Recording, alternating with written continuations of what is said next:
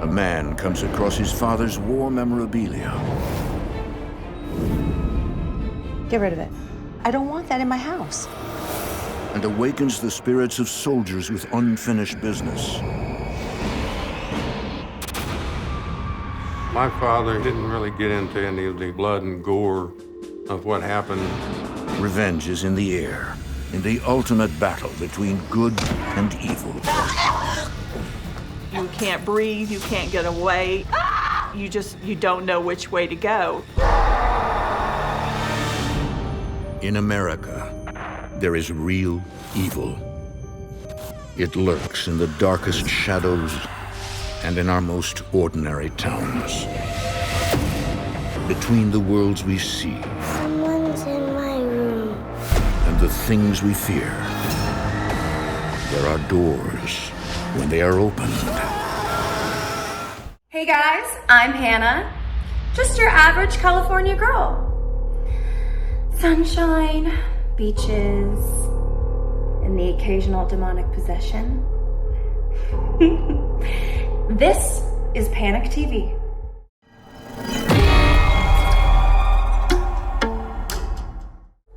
Okay, horror fam. If you're into this, and this, then this next movie is totally your vibe. Nightmares become reality.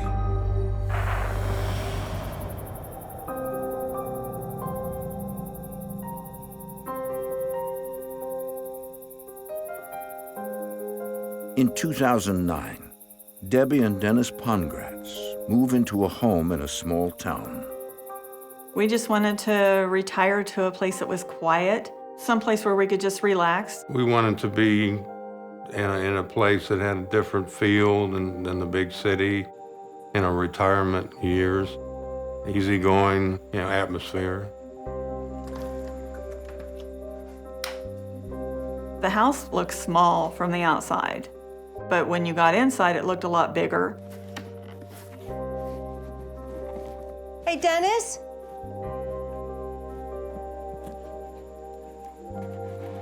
What are you doing in here? I'm trying to get these supplies back onto the craft table in the house. Oh, okay.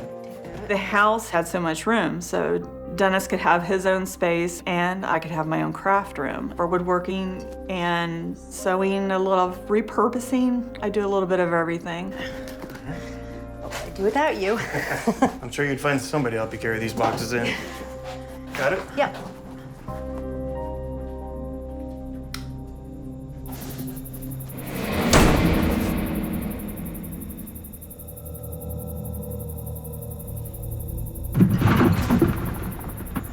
What was that?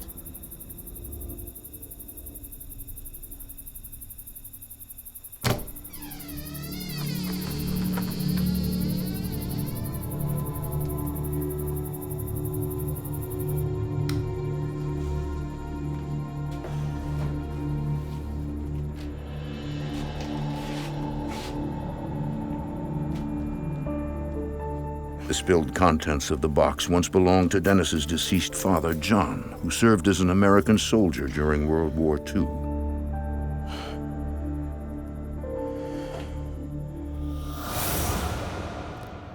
Dennis hasn't seen the old mementos in many years.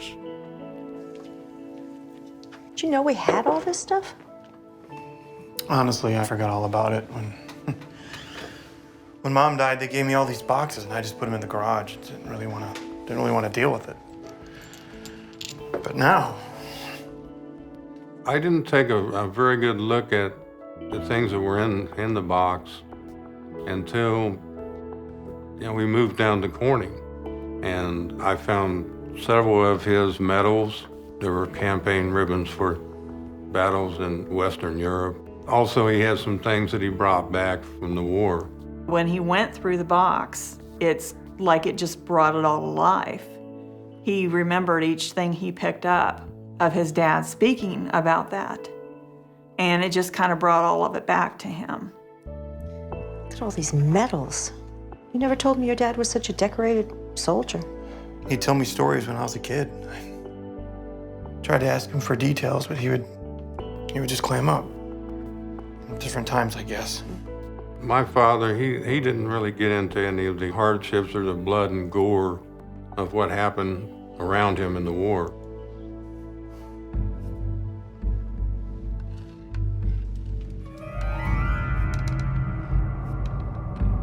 Dennis, why do we have that? The sight of the swastika makes Debbie uneasy. It's awful. Why would your dad even keep something like that? It's just what they did back then. It's like a trophy or something. My father told me that he acquired the armband off of a dead Nazi soldier, which I guess that happened quite a bit during the war. Get rid of it. I don't want that in my house. Debbie, these are old. They're antiques. They're probably worth something. I don't care. I'm serious. It creeps me out.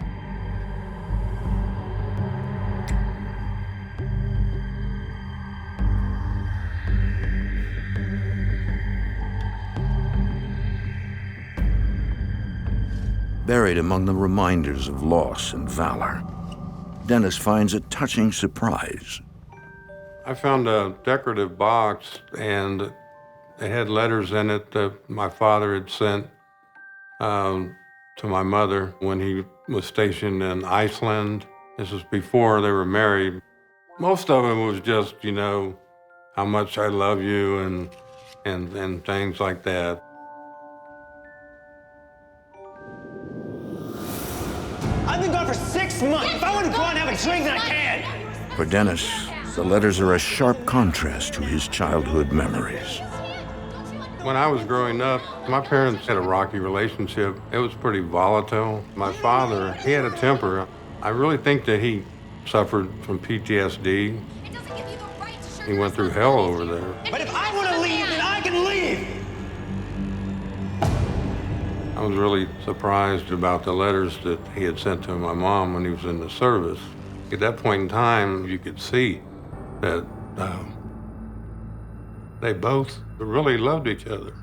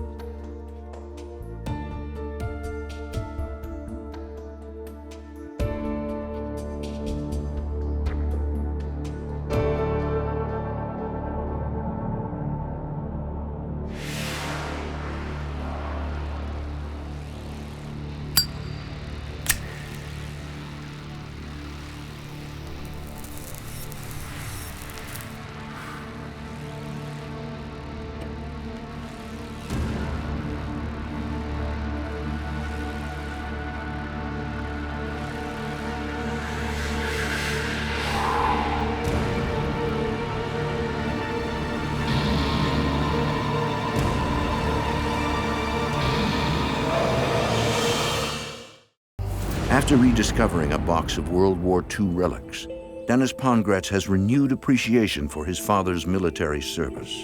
Looking at my father's Army memorabilia, I really did have more of a sense of pride for my father and what he did.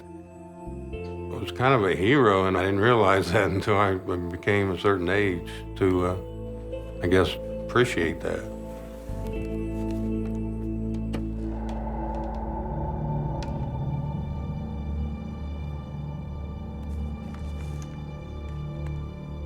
Debbie?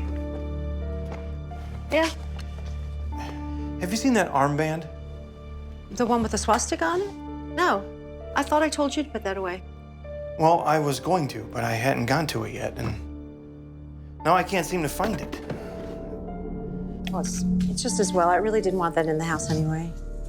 At some point, I discovered that the Nazi armband was missing, and I checked through every box in there and even in the closet where they were, in case it fell out. And it's a mystery. We could not find the armband. It's just gone. Well, it's got to be around here somewhere. Honey, don't worry. I'm sure it's going to show up. All right? Don't worry. I got to go get ready. Okay.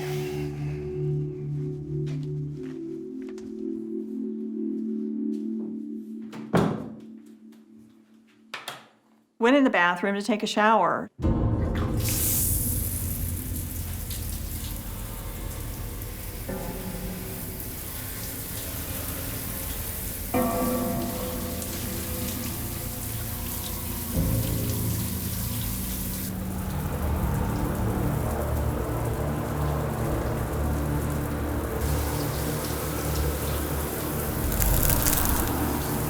Dennis, is that you?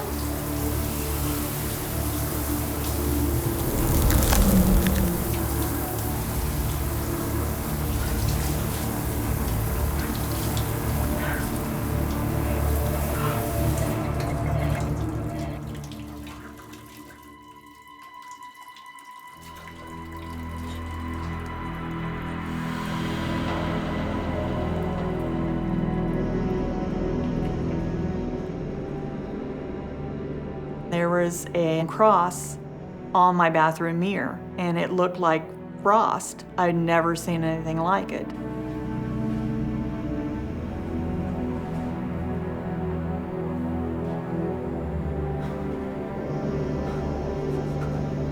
It was just very strange. My immediate reaction was to get the camera because I wanted to make sure I got that shot of that cross.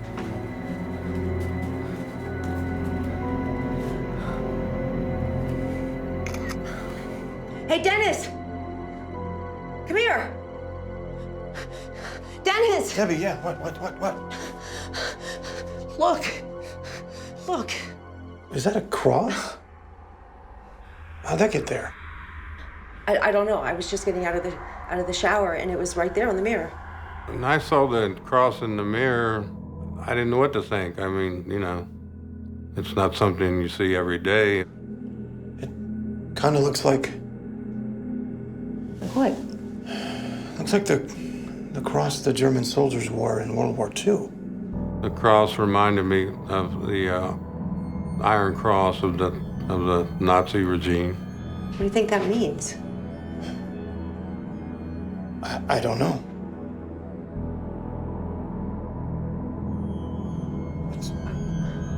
I got some Did pictures. you get pictures? Yeah, I did.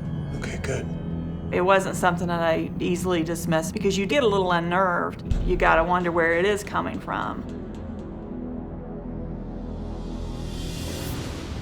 Despite feeling unsettled, Debbie tells herself that the appearance of the cross is a good omen. I'm trying to make myself feel better about what that cross meant. I thought you could think it was protection. While Dennis is not convinced it means anything. I was a little freaked out about it, but not to a point where I was hysterical or anything like that. We just thought it was, you know, strange or weird. We kind of brushed it off and just went on from there.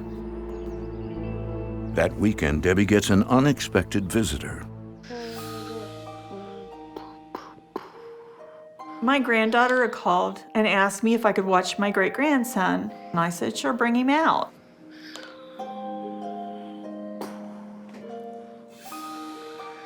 You doing okay, Jeffrey? He loves coming to Grandma's house. He'll run from one end to the other, and he plays. He's like a normal child. Can I have something to eat?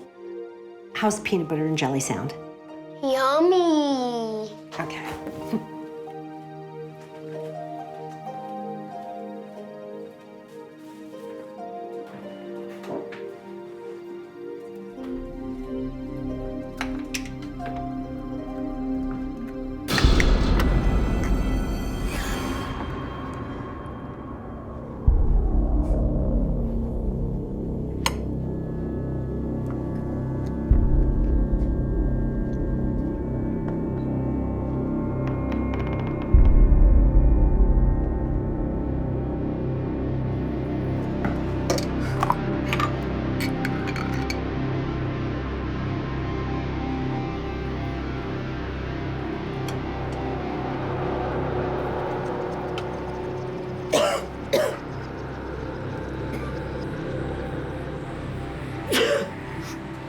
Out of the blue, I started getting cigarette smoke, just like someone was blowing it in my face. I have never been a smoker. I have always been extremely sensitive to cigarette smoke. I sneeze a lot when I'm around someone that's smoking. It was horribly strong. I could not figure out where that smell was coming from. It was really strange.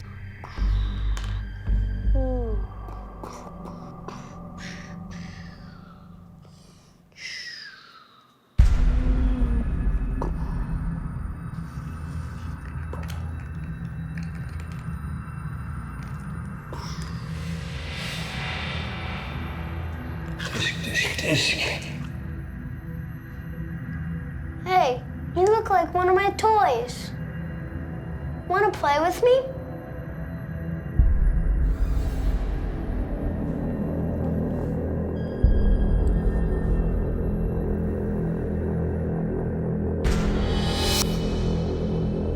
Hey, what are you doing? Those are the good guys. Stop!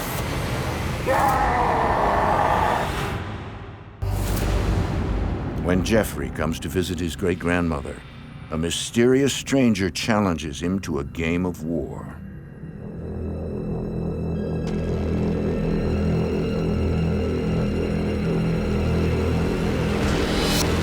Stop!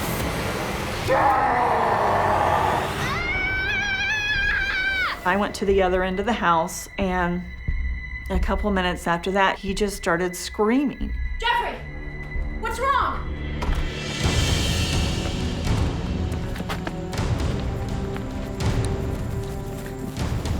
Are you okay? What happened? My granddaughter came to pick him up. What's going on? I don't know. He was playing with his toys just fine when I went to go make him some lunch, and then he just started screaming. He said that he's seen a man in our house.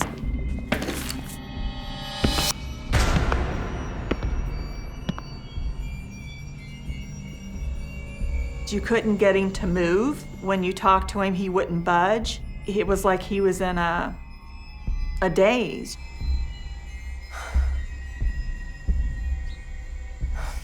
Look, I better take him home.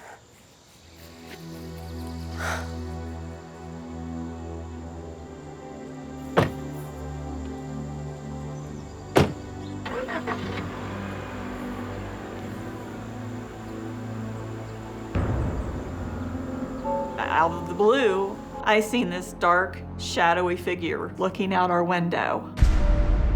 It startled me.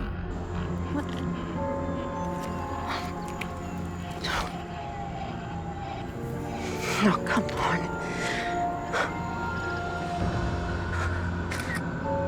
I only seen it for a second. It was gone.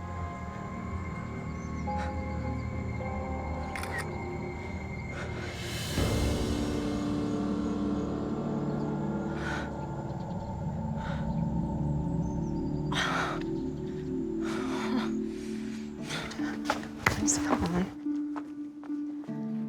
What happened? Oh, I'm so glad you're here. We have to talk. Earlier today, I was watching Jeffrey, and then I went to go make him a sandwich, and everything was fine. And then he started screaming, and then all of a sudden he went running outside of the house. The poor kid was terrified. She was pretty freaked out, about it. Just not knowing the source or what it meant. He kept saying something about this bad man or something inside the house. The poor little boy, he was so scared, honey. Calm down, calm down. No! Take a breath. No! Sweetheart, what? There's something going on in this house. Sweetie. You don't always want to think, okay, it's paranormal, but you really can't dismiss it at that point. What? Take a look at this. There was one picture of the front of our house with a very large man's face looking out our window. For me to be able to actually see something in a photo that I took, that was proof to me that we weren't crazy, that there was something there. I definitely saw a shadowy figure, and I didn't know what to think about that because, that was something completely different than knocks or bangs or shadows, and because now we've got something that's right there. Dennis reacted the same way I did. He was just trying to figure out what it could be, and we didn't know if it was something we needed to be afraid of. I knew something wasn't right about this house, and it was very serious to have scared my great-grandson the way it did.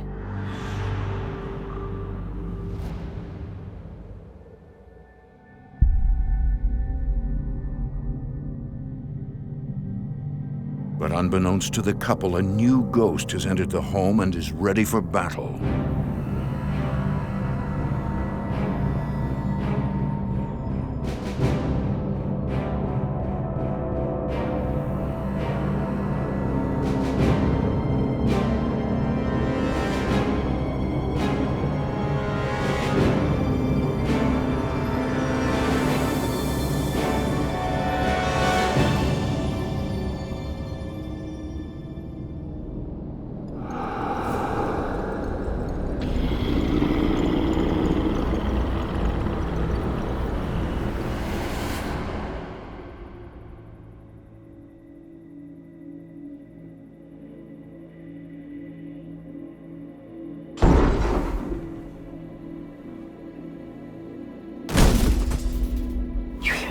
I did. One night we heard this loud banging. It was so loud that it woke us up, like someone was pounding their fist against the wall.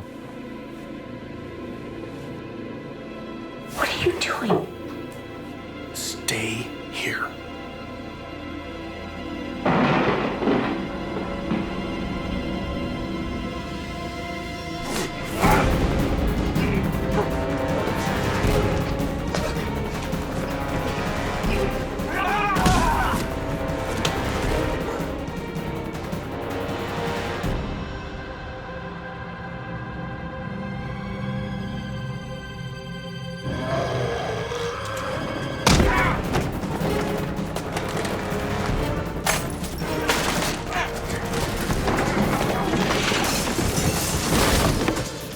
Whoever's in there, I've called the cops.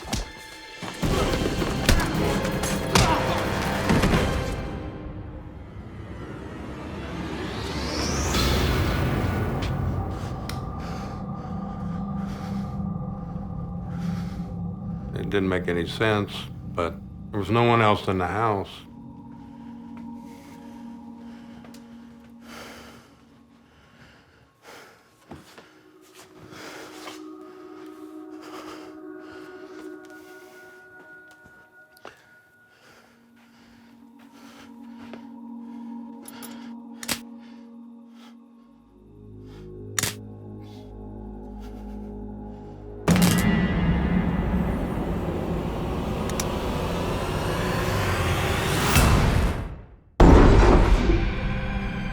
In the dead of night, an unexplained commotion I did. awakens Dennis and Debbie Pongratz.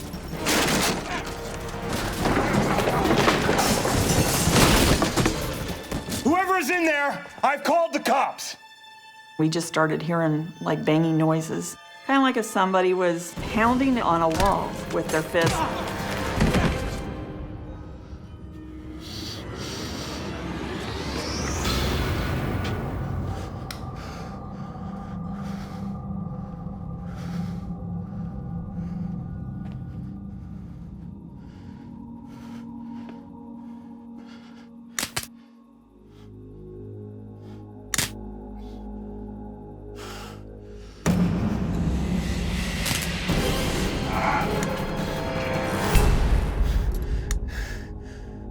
Although Dennis does not see physical evidence of the intense struggle, he can feel its aftermath.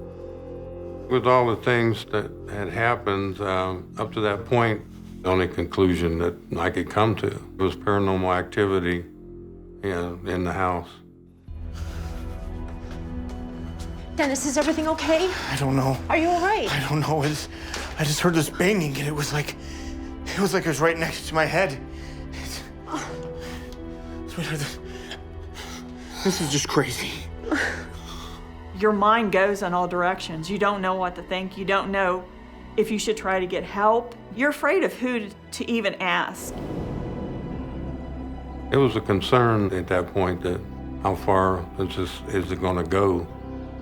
We just hoped that the activity didn't become dangerous or destructive or anything like that.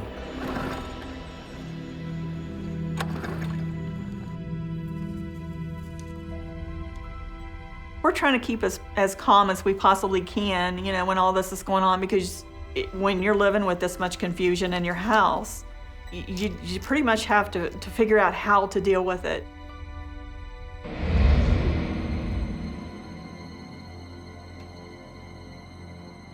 But even in the light of day, Debbie can't help but feel on edge.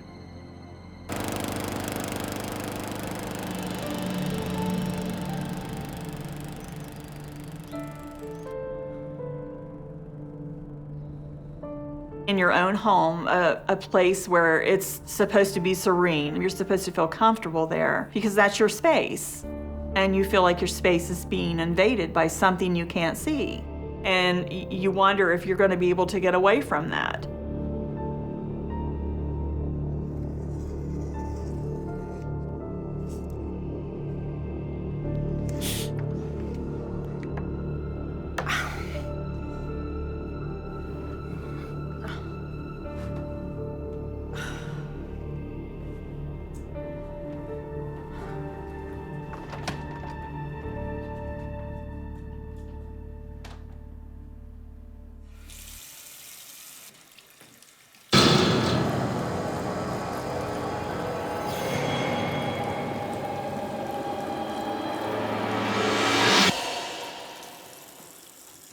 All of a sudden, I felt my hair being pulled.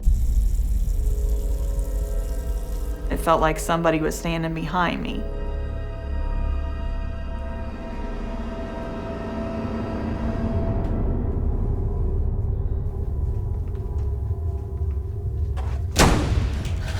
The only thing that came into my mind was just run the other way.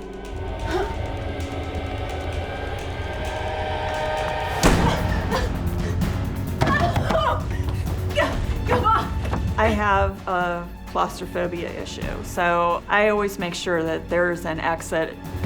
Come on! Come on! Come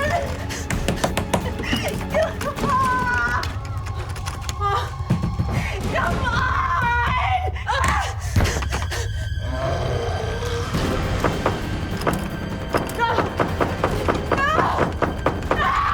The door handle was just violently shaking back and forth, like someone was trying to get in. No! No! I didn't want to get any closer to that door, not knowing what was on the other side.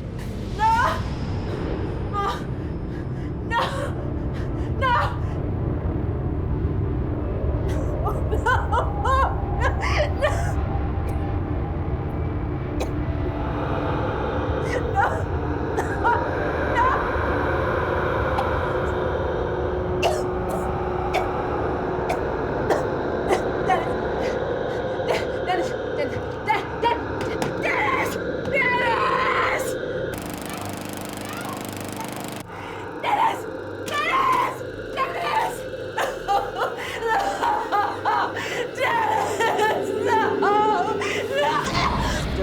Whatever it was engulfing me, like it was just sucking the air out of me. You can't breathe, you can't get away, you don't know which way to go. It just feels like everything's closing in.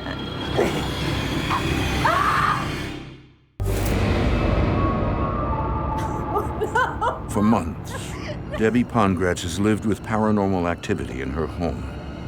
One day, events escalate out of control.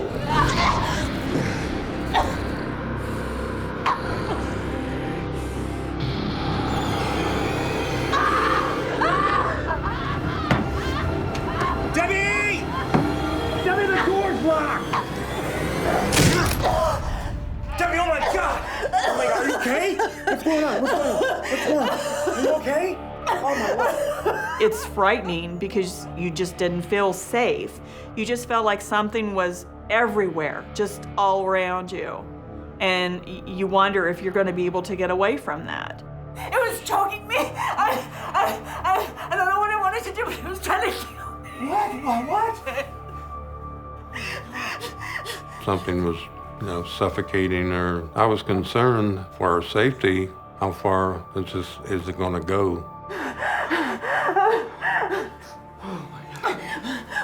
What are we gonna do? I don't know. But we'll figure this out. We just thought, who's gonna be next? We had to get somebody in there to help us with this.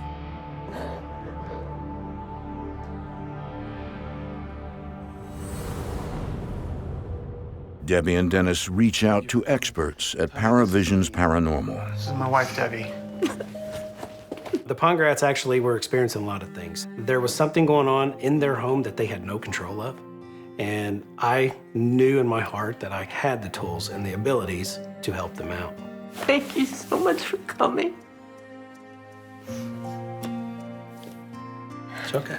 When we arrived, I saw Debbie, and she just broke down crying and was shaken so bad that she reached over and hugged me and said, "Lee, I'm so glad you and your team are here."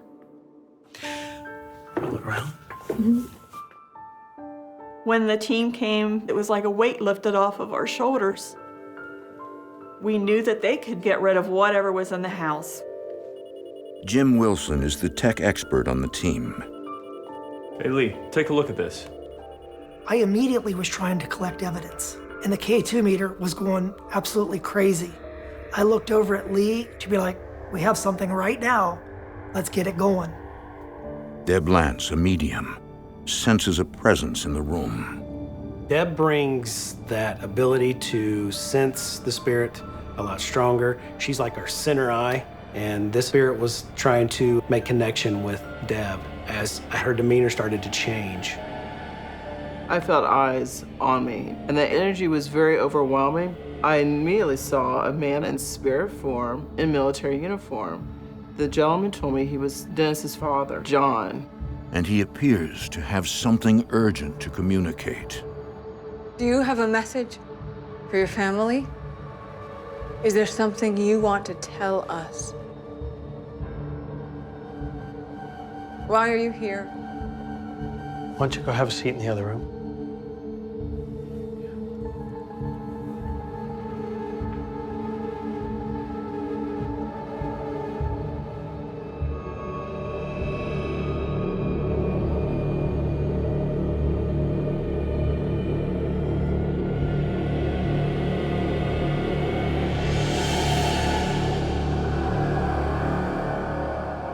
I began to channel John's energy so I could accurately convey the message. And his message was a warning, but he was coming from a place of protecting the family, not trying to harm them.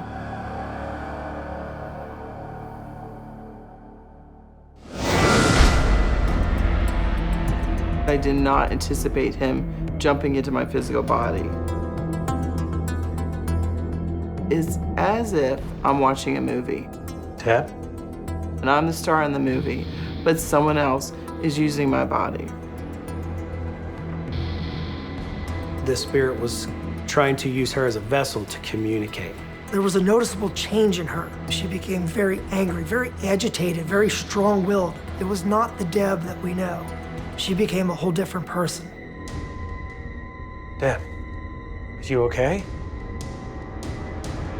Are you still with us? When I was channeling John, I felt immense emotions, intense anger. I felt amped up. I felt very protective. I felt angry. I felt everything all combined in one big emotion. Suddenly, Lee, a psychic empath himself, can also sense the spirit of John. I could sense the energy change. There was a presence of a male that was trying to get my attention, and I saw a young soldier in a World War II uniform.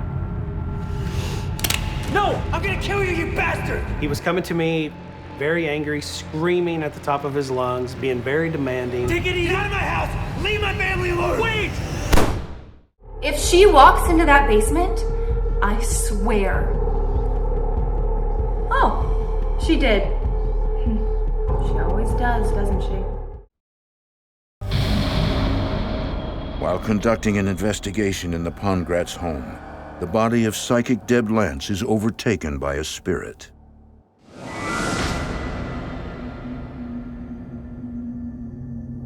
Deb, are you okay? Are you still with us?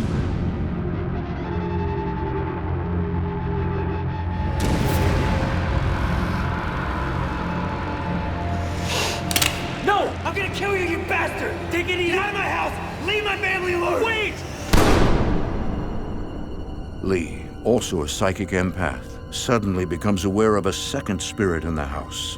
He was looking straight through me at something else behind me. And I realized it was a Nazi soldier. And that is what the other World War II soldier was addressing his aggression to.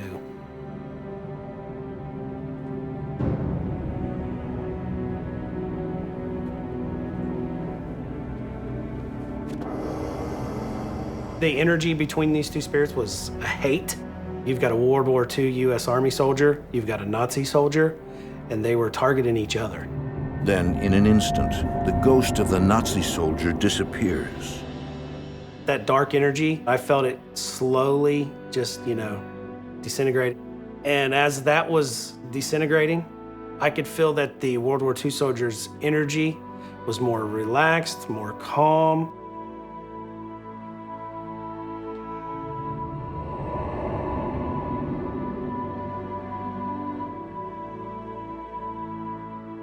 When I was done channeling John, and he left my physical body, and everything was at peace. John was at peace. For me, it was like I woke up from a dream.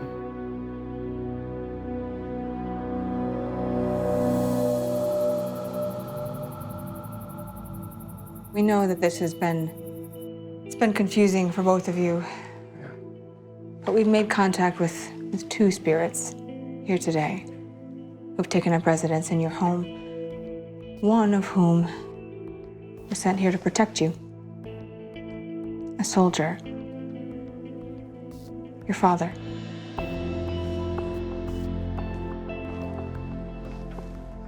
Lee confirms that he too experienced the spirit of John Pongratz. I was like, right here, this is the guy that's here in this home. This is him. Your father, is that right? Lee had pointed out my father in the picture, and I was really surprised at that. I mean, I didn't think that was my wildest dreams that my father would be there. Yes, that's my father, John. He was a good man. But I just don't understand. Your father's presence wasn't here to hurt or scare you. There was another ghost in the house. Ghost of a Nazi soldier.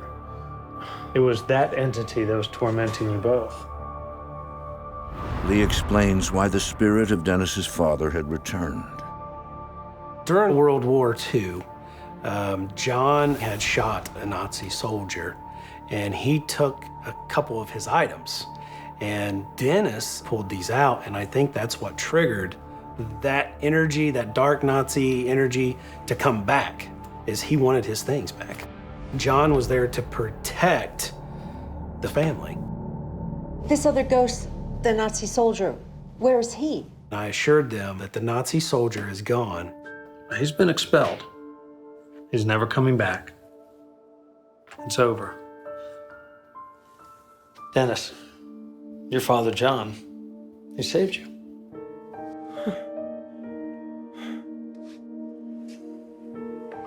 Wait. It's not over. I'm sensing John's presence here with us now.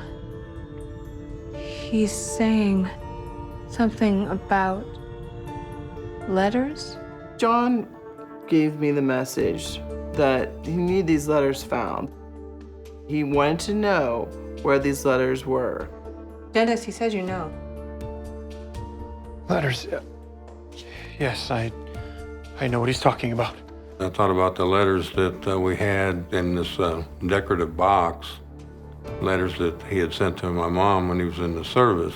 Here, these are, this is what he's talking about, these are letters that he wrote my mother during World War II.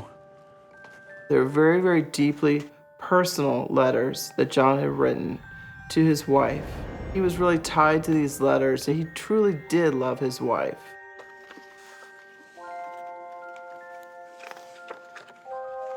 As we started to open up this box of letters, I felt this lightness in the air.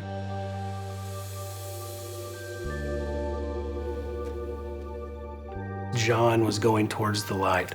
I knew that this was the closure that he was looking for, that this is what it was all about, so he could actually cross over. That's what John wanted, was to be back with his wife. I felt really relieved that my father was at peace, and I do believe that my father really did love my mother, and my mother really did love my father. They did have a rough, rocky marriage, but you know, in the end, it was important for him to be with my mother. I felt really good that they were you know, back together again. It's given me a sense of closure, and I have more respect and love for him now, you know, than I did. Looking back at this case, what sticks out to me is it started out bad. It started out as this World War II soldier was going after this Nazi, and it ended in like a love story. The couple have survived their brush with the supernatural. Now, months later, their lives have finally returned to normal. This experience for me, myself, was life-changing. There was a lot of things that I had happen to me that really frightened me, things I couldn't explain. This gave me a sense of there is an explanation for most things that happen, but it's also given me insight to the other side. I would say to people that don't believe in the paranormal, there's another world there around us. They just need to open up a little bit to possibilities. For Dennis, this experience has given him insight into the paranormal world, that the battle between good and evil continues, even after we're gone. I don't have any doubts that there are things out there that we don't know about just because of my experiences with paranormal activity in our house. They're there.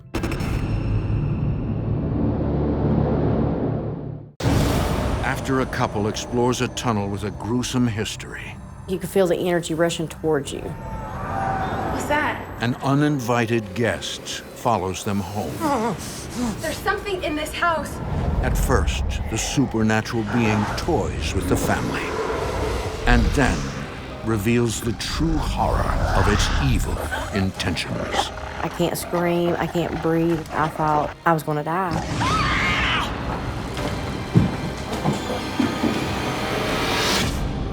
In America, there is real evil. It lurks in the darkest shadows and in our most ordinary towns. Between the worlds we see Someone's in my room. and the things we fear, there are doors. When they are opened, nightmares become reality.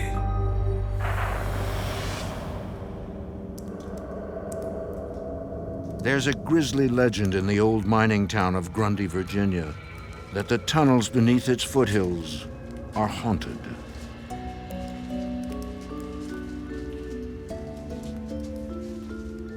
Do you have my flashlight?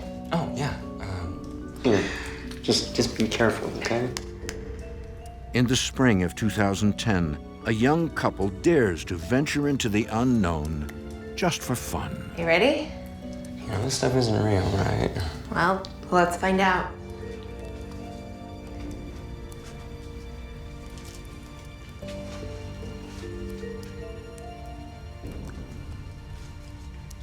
The legend of the tunnel is a very wealthy man was commissioned to do the tunnel.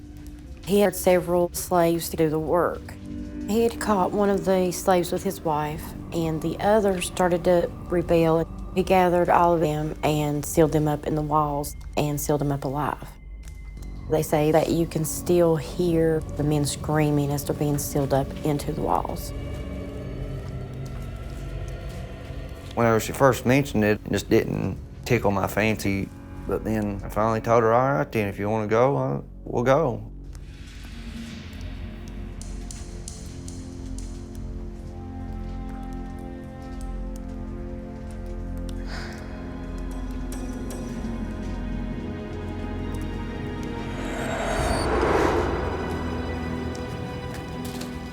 that? You're such a chicken. There's no one here. It's just us. Come on.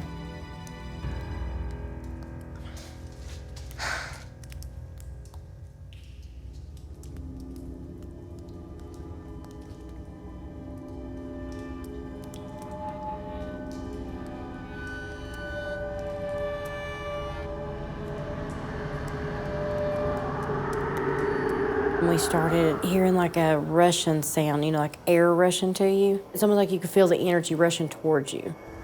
And then all of a sudden you could hear screaming. Okay, tell me you heard that. Heard what? John, that's not funny. I was extremely startled. I was borderline terrified. I don't like this anymore.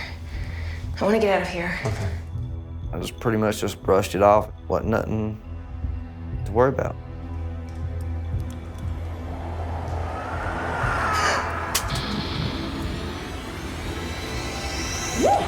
John! You should have seen your face, just like a ghost. I'm gonna kill you!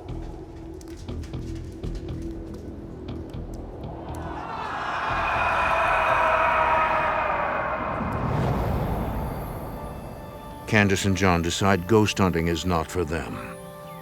Instead, they focus on getting settled in their new house on the outskirts of town.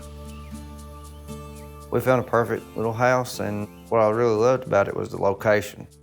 Because, you know, it was close to my work, and there's just a lot of people around for JC to play with. It was exactly what we wanted. JC is their 5-year-old daughter. I'm excited for the pageant. Yeah, let's get some more sequins up here. Okay, now show me your walk. I used to be an events planner, but I started doing pageant clothes for my daughter, and that just took off. So now we just do the pageant outfits, and I love it. Good. Ta-da! Ta-da! You getting ready for the big show? Yes. Can I show you my dance? Yes. Oh, okay. What I love about my husband, he's very mellow, he's very loving, and he is a wonderful father.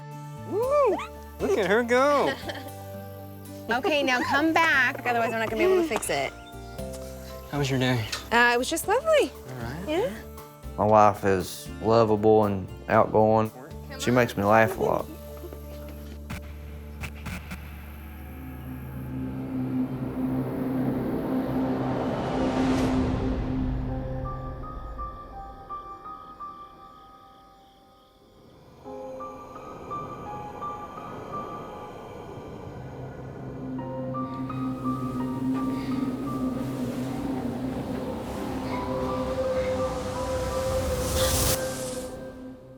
Soon after moving in, JC has trouble sleeping in her new house.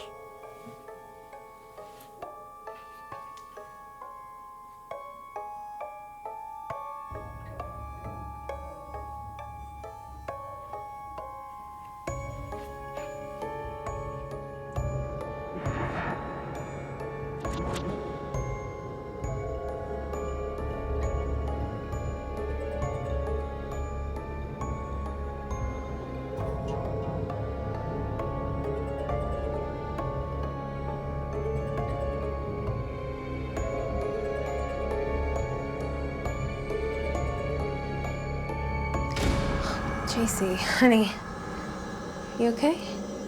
When we first moved in, JC started having really bad dreams. She looked at you like there was a glaze over her eyes. JC? Mommy? It's almost like the dream startled her so much, or maybe it was so real that when she opened her eyes, she couldn't believe she was still where she was at.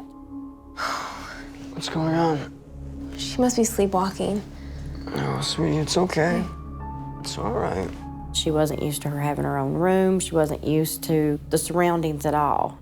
And we dismissed it at first. We pretty much all thought, you know, it's just growing pains. She'll get used to living here.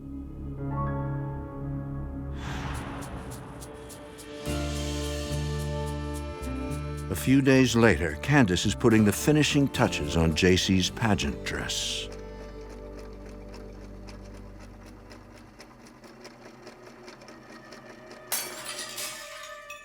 I heard kind of like a crash sound.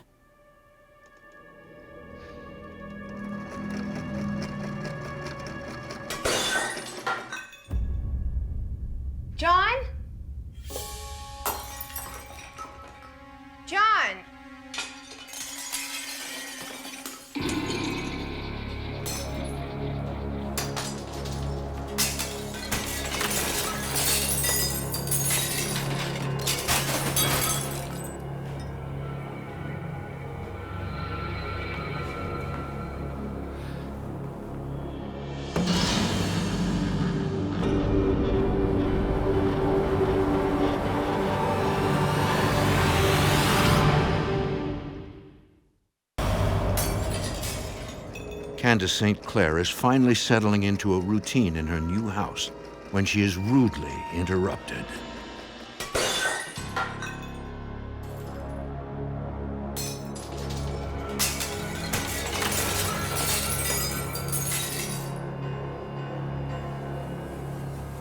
So I come into the kitchen.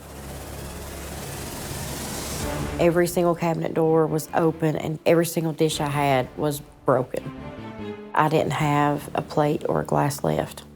Everything was completely smashed. And then all of a sudden it came flying across the room.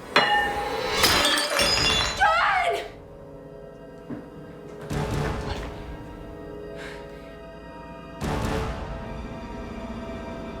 She just had a look on her face. She was like, "Do you see this? What is this?"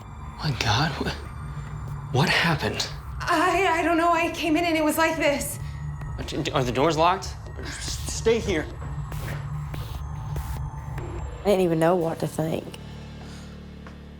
In my gut, I had a bad feeling that whatever it wasn't good. I looked 2 or 3 times around the house and I didn't see anything and I couldn't find anything. I checked. Checked everything. It's all locked and safe. There's nobody here.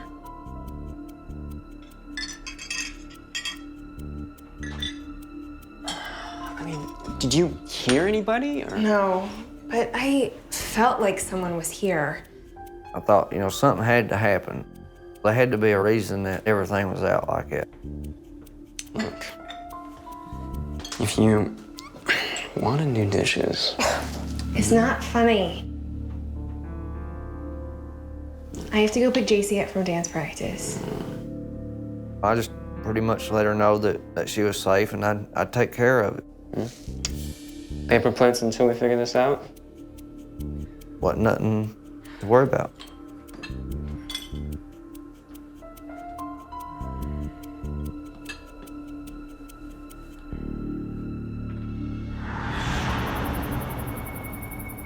A few nights later, JC, who's been battling night terrors, sleeps in her parents' bed once again.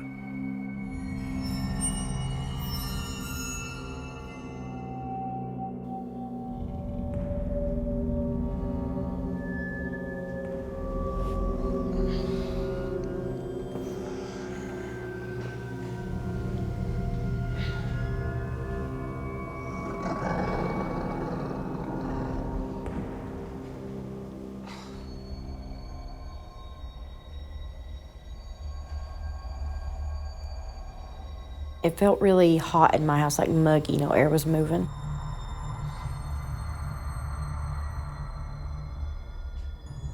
So I went to turn on the air conditioning.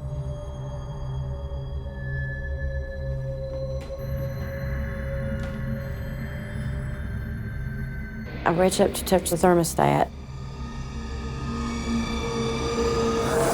And something grabbed my hand.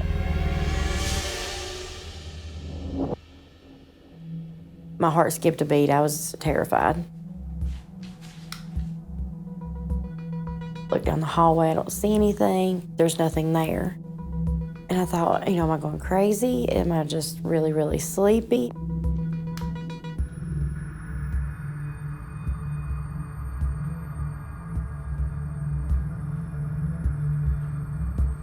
Not knowing if she imagined the activity, Candace keeps the incident to herself. But as the weeks pass, it takes a visible toll on her. I was really starting to second guess what was happening in our house. I thought maybe I'm just stressed out. Hey, Mom. Maybe seeing things. Look at my pony. It makes you question yourself a lot, about your sanity and what you're seeing. Mommy, look what I can do. Mom, Mommy, look what I can do. JC, Lynn, get down. Sit down. Okay, I think it's time for bed, yes. Daddy's gonna be home in the morning. Okay, give me kisses. Love you. Love you. Okay, go.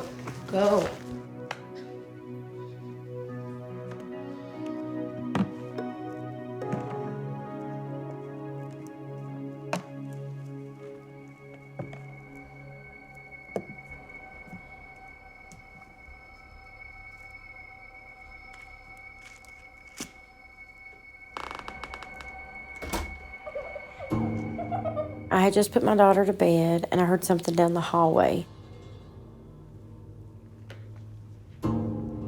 JC?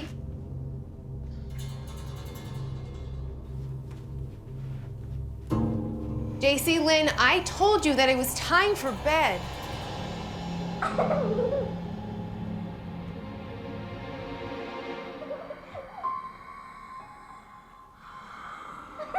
JC, honey? I heard something down the hallway, like a very heavy breathing. JC? You're scaring Mommy.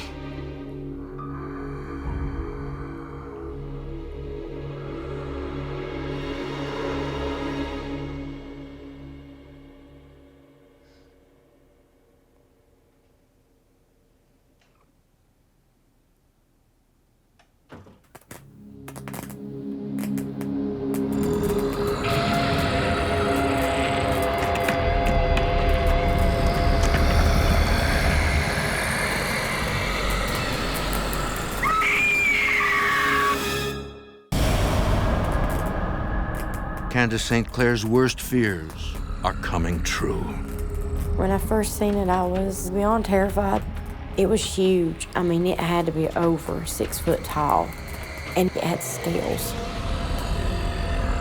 You just kind of freeze, and it's almost like everything freezes, your thoughts, everything. And it's like this one moment that there's silence, there's no thoughts, there's nothing. Time stands still briefly. And then you're jerked back into reality, and then you go into survival mode. Candace. Honey, what's wrong? Candace, what's wrong?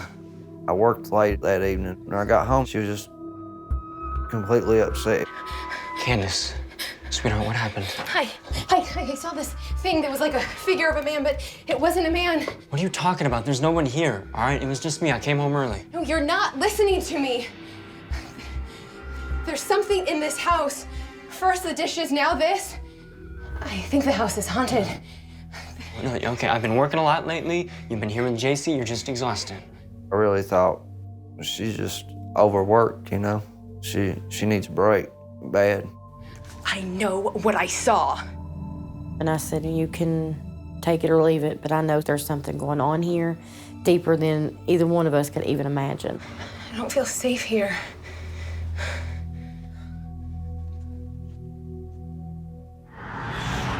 Okay, so this is it. 15, remember that. Okay. After the incident, Candace finds it hard relating to her husband. Hi, Daddy. Hey, guys. It was very frustrating to be shut out of his life. I got married and moved farther away. You wanna watch a movie? Kind of wrote it off. Watch whatever you want. He'll talk to me when he's ready. I did try to figure out what was wrong with John. Right. I can't believe I'm really... Brisk Easter. Whoa. There's something wrong with the TV. The volume would go up or down, and the channels would go up or down. Am I sitting on the remote? The Crusaders 14-3. Honey. Actions along the Israeli-Syrian border. Summer. Daddy, what's wrong with the TV? Sweetheart, I don't know. Nothing, sweetie. It's fine. There's something in me.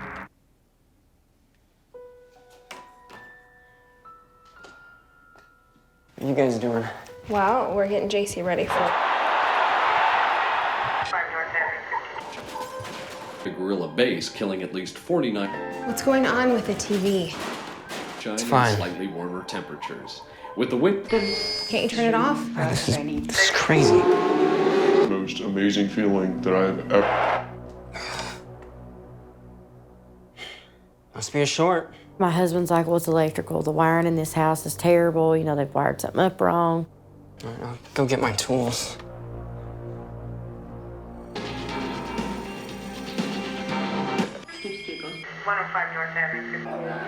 Winds from the John? south, 17 miles per hour. What is going on?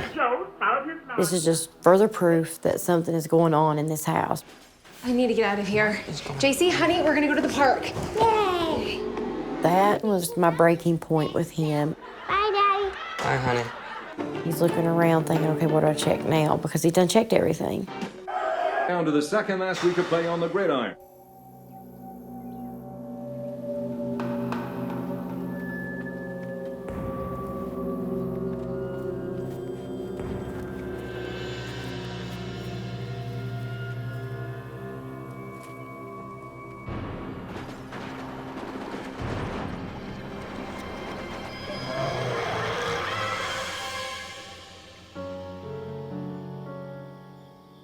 Over the next few weeks, the once happy couple begin drifting apart. When it got to that point, you know, a relationship with your husband on that level is like non-existent.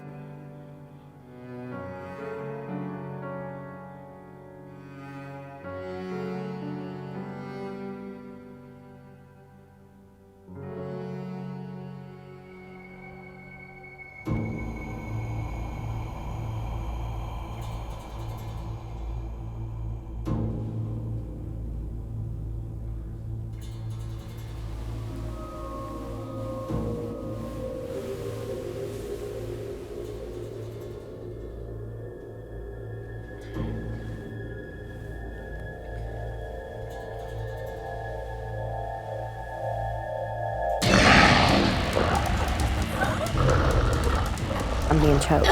I'm being held down. I can't scream, I can't breathe, I can't make a sound. I thought I was gonna die.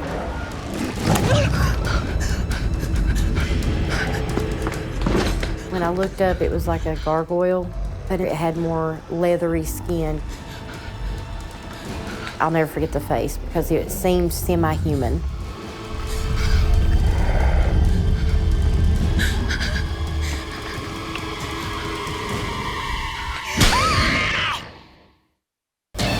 An evil entity has been attacking Candace St. Clair, physically and emotionally.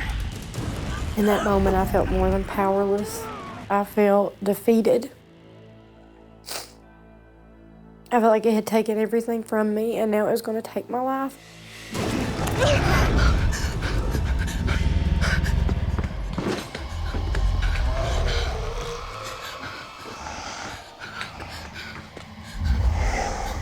At that very moment, all you could think about is, you know, I'm going to die. My family is not going to have me anymore, and that's the most terrifying feeling.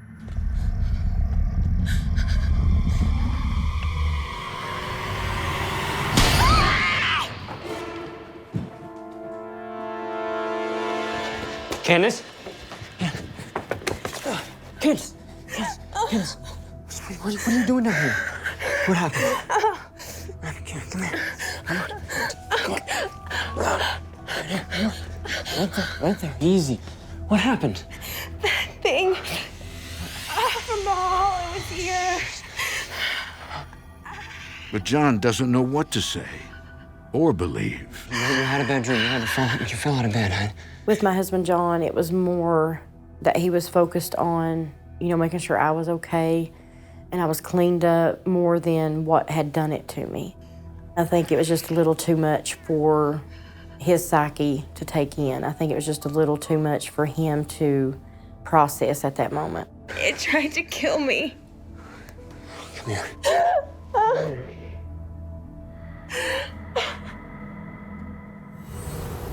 But Candace is beyond trying to convince her husband the house is haunted.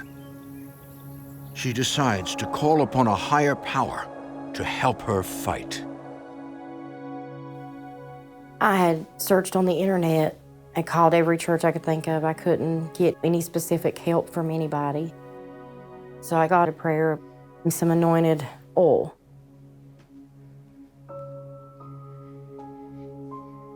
This is our home. You have no power here. Well, I worked from the back of the house all the way to the front of the house, anointed each doorway. This is our home. You must leave this place. You have to reclaim your house. You have to take your power back. You must leave this place. I reclaim this home for our family. In Jesus' name.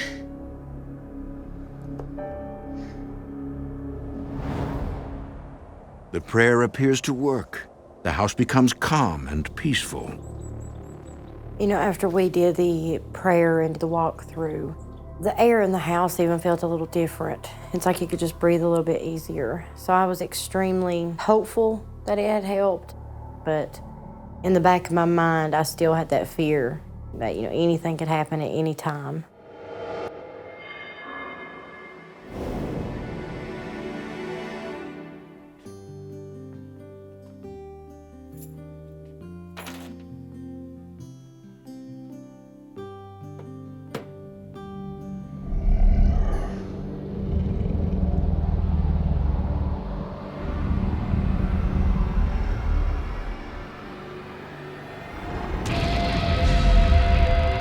didn't look like a person in the face, you know, it just looked distorted.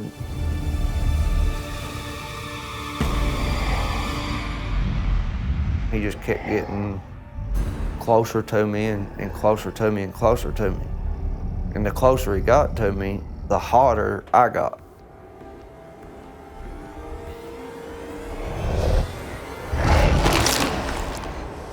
He had his hand going into my chest.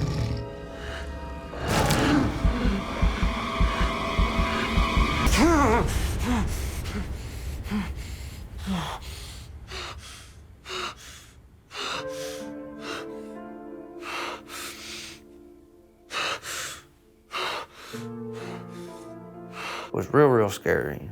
But after I realized it was just a dream and I was breathing and everything was the way it's supposed to be, I just calmed down.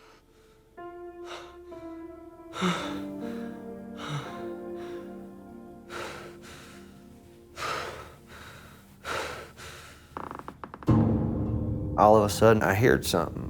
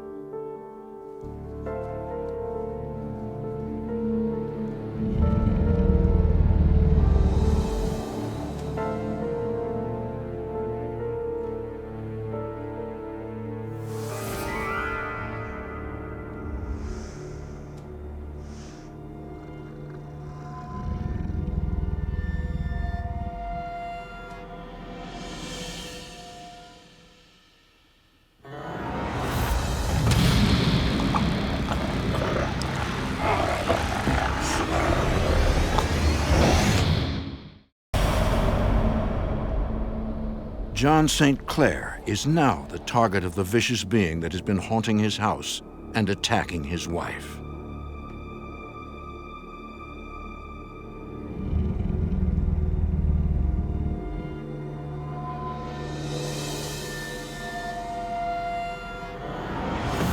This figure was standing right in front of me. Quick as a blink of an eye, I went from the ground straight up in midair. It was trying to let me know that it was in control, and I wasn't.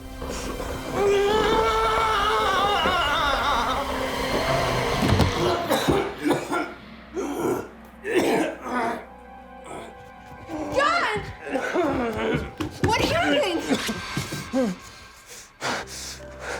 so sorry. You were right. There's something in this house. Are you okay? That moment right then is when he validated me, I validated him, and everything just kind of fell into place that we knew what we had seen. We knew what had happened. What are we gonna do? I don't know. This was the moment that I knew our house was haunted. We all came to a realization that we needed help, and we needed it fast. We needed it drastically.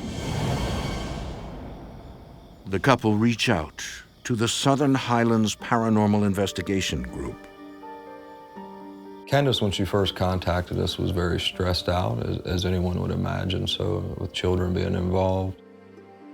Are you male? Are you female? Stacy starts with a flashlight EVP session, while his partner films the investigation. We use the flashlights in conjunction with the electronic voice phenomena session, where we digitally record audio to see if we can pick up any kind of sounds or speech. You can use the flashlights a lot like a yes/no. Are you with this land? Did you follow someone here? It was something that, not being from the home or from the land, that it had to get there from somewhere else, and attached itself to a family member. Are you a malevolent force?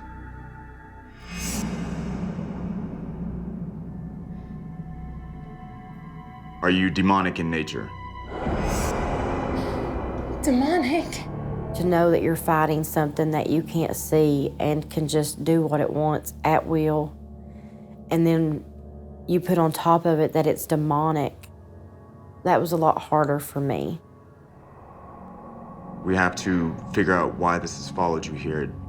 When we spoke on the phone, we talked about your past experiences. Do you remember anything that might be connected to this?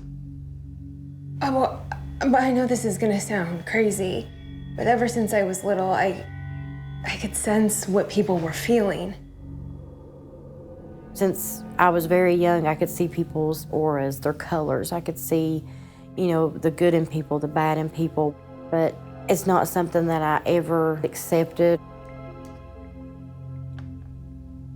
Candace, I believe you have a spiritual gift. That's why this demonic activity has started. I believe that it's attached itself to you. The common theory is there's spirits on Earth that have unfinished business, and if this person can see them or hear them or even just feel their presence, then maybe they can get that final mission accomplished. Have you had any experiences with spirit boards or seances, any rituals? No. I need you to think about this. It's very important. Take your time. Here, close your eyes. Relax. Try to focus on something.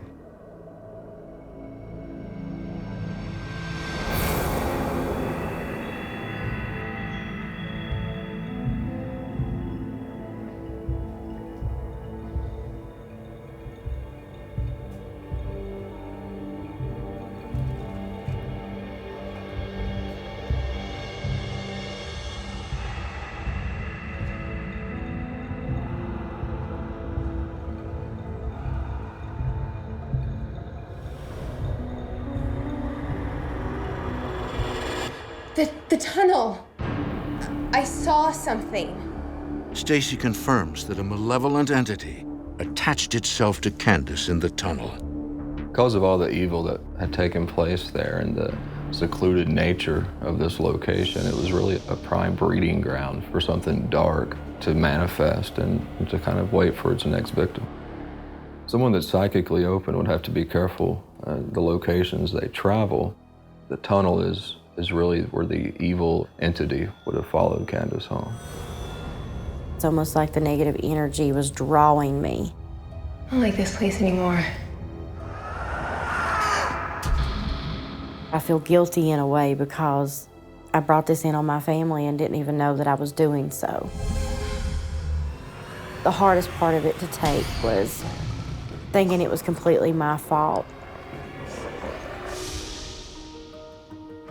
What do we do? What in the hell do you do now? If it's a demon, how do you take care of it?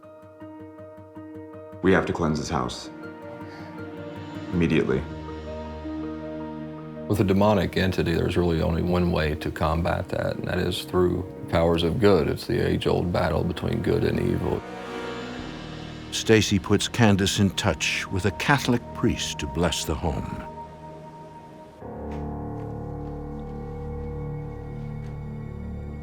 I've been through your home. The priest said, basically, you have to be united. You have to completely focus on this. I need you in constant prayer and focus with me. You have to take back your home. You have to reclaim your home. You have to take control of your family. And this is your #1 priority. You all are fighting not only for your family, for your lives. St. Michael the Archangel, defend us in our battles. Be our protection against the malice and snares of the devil. May God rebuke him, we humbly pray.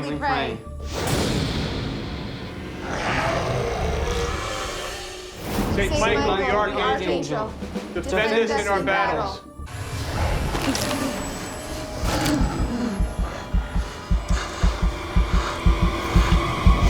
Be our protection against the malice and snares of the devil. By the power of God, cast into hell Satan and all his followers who wander through this place. I rebuke Satan and his followers. Be gone from this place! The St. Clair family are fighting to take back their home with the help of a Catholic priest. St. Michael the Archangel, defend us in our battles. Be our protection. In the name of the Father, Son, Holy Spirit, I rebuke thee, Satan, all of his followers, now leave my home. I thought, okay, you know, this might actually work. St. Michael the Archangel. I was very hopeful that it would work. Be our protection against the malice. In a situation like that, you're hopeful for anything. And, you know, you just want it back the way that it was. By the power of God, cast into hell Satan and all his followers who wander through this place. I rebuke Satan and his followers. Be gone from this place!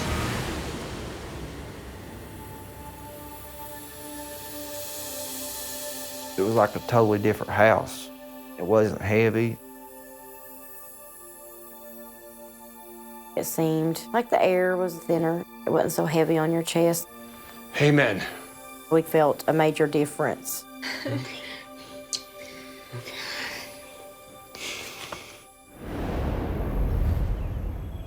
You know, after all that, things really kind of just fell back into normalcy, which we hadn't felt quite a few years. It's been rough.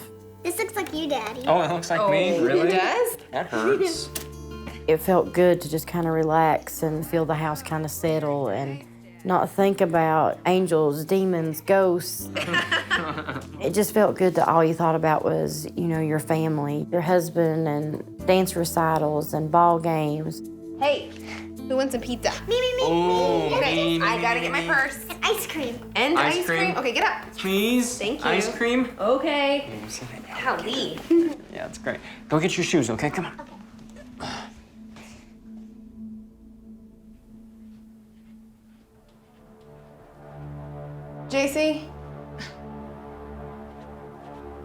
JC, honey, come on. It's time to go. Mommy, we're ready.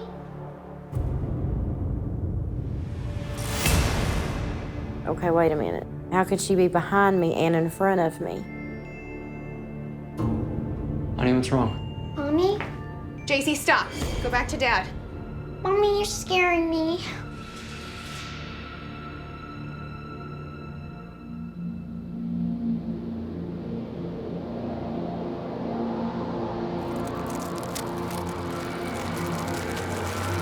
This child's face was almost hazy, like blurry, almost like there was something missing.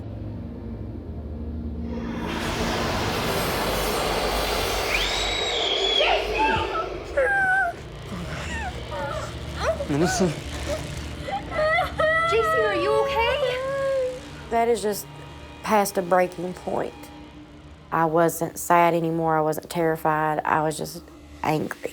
Stop it! Leave my family alone! You want to hurt someone? Hurt me! Hurt me! Honey, it's not worth it, okay? We're leaving. We're leaving. It's okay. It's one thing it doing stuff to us, but now it's the kid, and that was it. We was done. Now, instead of reclaiming our house and worrying about prayers, I didn't care about taking anything but my family and going and getting the heck away from this house, away from all of our stuff. I didn't care. I just wanted to go and get her somewhere safe. But on the other hand, I'm hurt. I'm disappointed because this was supposed to be our dream home. This was supposed to be where I watched my family grow up. And instead, it became a complete nightmare. The family flees the house. To this day, it sits vacant. You know, for months, you live with all that stress, and then whenever you finally know you have nothing left in that house, you look in your mirror and you see it just going away, you just wouldn't believe how much that just lifts up off your shoulders. It's an unbelievable feeling. While the demon did attach to Candace initially, She believes it stayed in the house. I do think it's still there. I really do. There is something there. There's something demonic that has stayed at that location.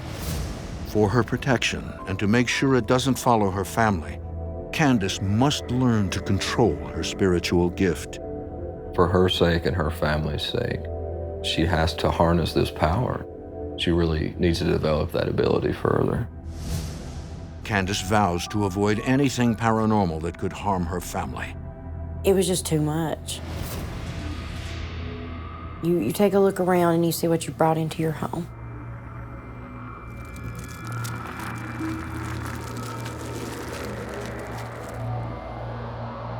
And I had a lot of guilt, you know, thinking that I had brought it in on my family, trying to search for answers.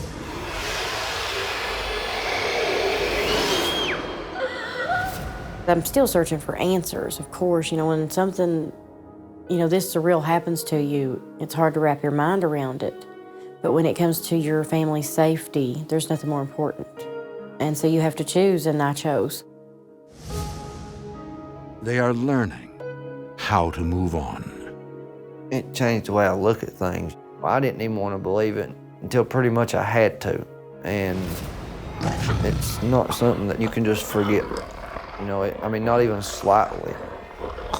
You remember it. With this experience, I don't think I have gotten over it or put it behind me. I don't think there will ever come a day that I just don't think about it in some form or another. And you know, after all this, even when your family gets back to a regular normal, you know, not what we were trying to make into normal, you're still very guarded. You know, it's just, it'll always be there. It'll always be relevant. It'll always be present. I don't think that that'll ever go away, that fear.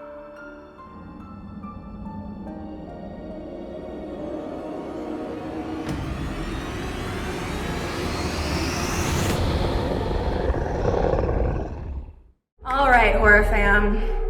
Who's the real villain here? I have some theories, but I want to hear yours. Drop them in the comments.